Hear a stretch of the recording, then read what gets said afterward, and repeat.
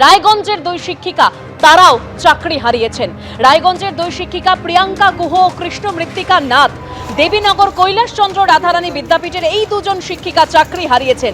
2016 সালে এসএলএসটি, 2018 সালে নিয়োগ, প্রথম কাউন্সিলিং এই চাকরি। রবীন্দ্র ভারতী বিশ্ববিদ্যালয় টপার, রাজ্যপালের কাছ থেকে স্বর্ণ পদক প্রাপ্ত।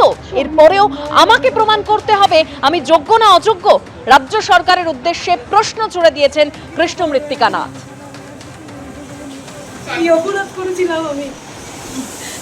আমার বাবা খুব স্বল্প হয় আমায় বড় করেছেন। আমার সারাউন্ডিংস যারা আছেন তারা জানেন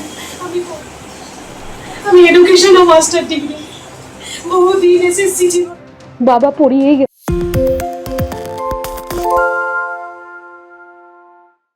নয়, এসএসসি দায় নিতে নারাজ। এদিকে যারা চাকরি হারিয়েছেন তারা কান্নায় ভেঙে পড়েছেন। চন্দ্রকোনার এক দম্পতি, তারা 2018 সালে একই সঙ্গে চাকরি পান। এবার তারাও চাকরি হারিয়েছেন। চন্দ্রকোনার বাসিন্দা শান্তিনাথ ভূঁইয়া হুগলির একটি স্কুলের শিক্ষক, আর শান্তিনাথ ভূঁইয়ার স্ত্রী রুবিচন্দ্র ভূঁইয়া গোঘাটের একটি স্কুলের শিক্ষিকা। শান্তিনাথ ভূঁইয়া তিনি প্রতিক্রিয়া দিয়েছেন যে মাথার উপর প্রচুর লোন, বৃদ্ধা মাকে নিয়ে কিভাবে বাঁচবো তিনি বুঝতেই পারছেন না।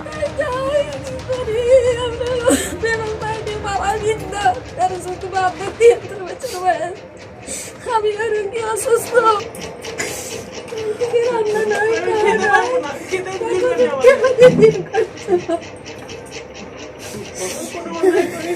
আমরা কোথায় গিয়ে দাঁড়াবো?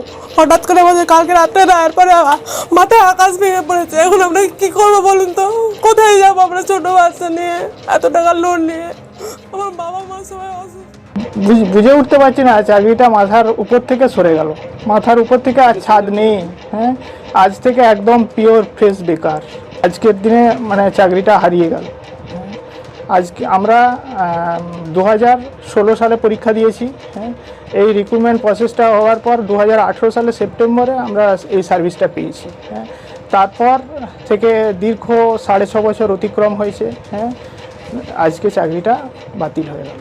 মানে এত কষ্ট করে আমি পরিশ্রম করে, হ্যাঁ, আমার আর্থিক অবস্থা খুবই, মানে আমার বাবা প্রান্তিক কৃষক, আমার আর্থিক অবস্থা খুবই খারাপ। হ্যাঁ, আমি তাতে করেও পড়াশোনা চালিয়ে গেছি, রীতিমতোভাবে কষ্ট করেছি।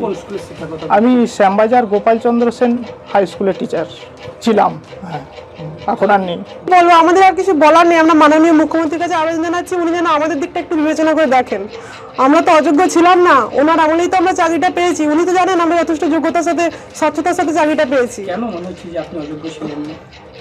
আমরা অযোগ্য ছিলাম না। দেখুন, যে পরীক্ষাটা হয়েছে সেই পরীক্ষাটাতে নোটিফিকেশন বেরিয়েছিল, তারপর রিটিন পরীক্ষা হলো, যথেষ্টভাবে ইন্টারভিউ হলো, আমাদের ভেরিফিকেশন হলো, পুলিশ ভেরিফিকেশন হলো, সমস্ত কিছু টেস্ট করে তো আমরা চাকরিটা পেয়েছিলাম। এবং এই চাকরিটা যে মানে কিছুজন দুর্নীতি করে চাকরি পেয়েছে তার জন্য তারা সিবিআই তদন্ত হয়েছিল। সিবিআই তদন্ত করে তারা একটা অযোগ্যদের তালিকাও দিয়েছিল। তা সত্ত্বেও মানে সবার চাকরি কেন বাতিল করা হলো, আমাদের সেটাই প্রশ্ন। আমাদের তো নাম দুর্নীতির কোনো লিস্টে নেই। বাগ কমিটির রিপোর্ট কিংবা সিবিআই যে লিস্টটা দিয়েছে, সুপ্রিম কোর্টেও জমা দিয়েছে, তা সত্ত্বেও বিচারপতি এরকম রায় দিলেন কেন? এর মধ্যে কি কোনো রাজনৈতিক অভিসন্ধি আছে? আমরা সেটা জানি না।